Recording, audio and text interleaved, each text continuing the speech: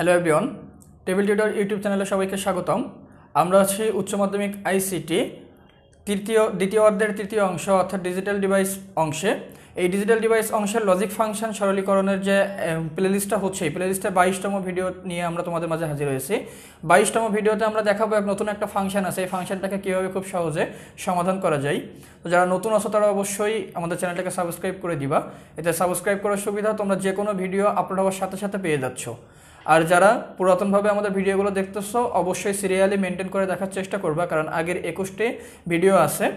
ভিডিওগুলো একটা নির্দিষ্ট প্লেলিস্ট ক্রিয়েট করা আছে যাতে তোমরা খুব সহজে ভিডিওগুলো পেয়ে যাও, অন্যান্য ভিডিওগুলোর সাথে আলাদা করে রাখা আছে। আশা করি তোমরা ভিডিওগুলো খুব সহজে পেয়ে যাচ্ছ এবং খুবই ভালোভাবে এগুলো দেখতেছো। আমরা এখন শুরু করতেছি 22 নাম্বার পর্ব।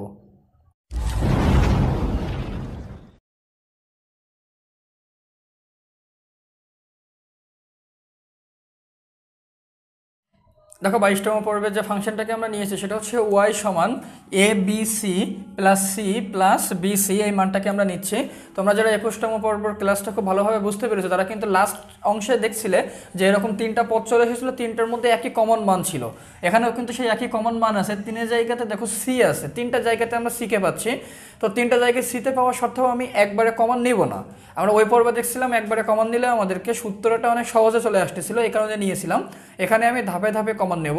তবে আমার যে কথা সেটা একবারে কমন নিলে যে হবে না সেটা কিন্তু বলতেছি না, তখন সূত্রটা তৈরি করাটা একটু কঠিন হয়ে যাবে। তবে যদি কেউ সূত্রটা তৈরি করতে পারো সেক্ষেত্রে সুবিধা যেটা হবে খুব সহজে এবং শর্টে এইটা সমাধান হয়ে যাবে। তো আমরা যেটা করব, ফার্স্ট অংশে প্রথমটাকে বাদ রেখে পরের দুইটা থেকে সিটাকে কমন নেব। সো এখান থেকে আমরা কমন নেই, সেক্ষেত্রে আমি এবিসিকে স্থির রাখবো। এবিসিকে স্থির রাখলাম প্লাস সি আর বিসি থেকে সিকে কমন নিচ্ছি। সো সি থেকে সিকে যদি কমন নেই তাহলে মান চলে আসে 1 প্লাস বিসি থেকে যদি আমি সিকে কমন নেই তাহলে মান চলে আসে বি। এখন দেখো আমার কাছে যে সূত্র চলে এসেছে 1 প্লাস বি, আমরা কিন্তু জানি যে 1 প্লাস বি সমান মান চলে আসে 1। সো সেই অনুযায়ী আমি মান লিখতে পারি পরবর্তী অংশে যে A B C plus C into 1, কারণ আমরা জানি 1 প্লাস বি সমান মান চলে আসতেছে 1, এটা হচ্ছে একটা সূত্র। পরবর্তী অংশে কি হচ্ছে, আমি এ বি সিকে রাখলাম প্লাস সি ইন্টু 1 সমান সি মানটাই পাচ্ছি।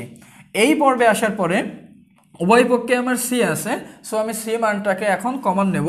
তো এখন যদি আমি সি মানটাকে কমন নেই, সো সিকে কমন নিচ্ছি, এ বি সি থেকে সি নিলে মান থাকতেছে এ বি প্লাস সি থেকে সিকে নিয়ে নিলে মান আসতেছে 1।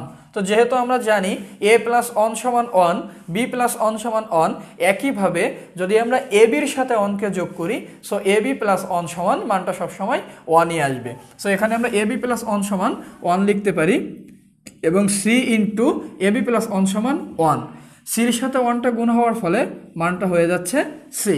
তো খুব ইজিলি আমরা এই সমাধানটা করে ফেলতে পারলাম যে A B C plus C plus BC যে মানটা আছে সেখান থেকে কিভাবে সমাধান নেব।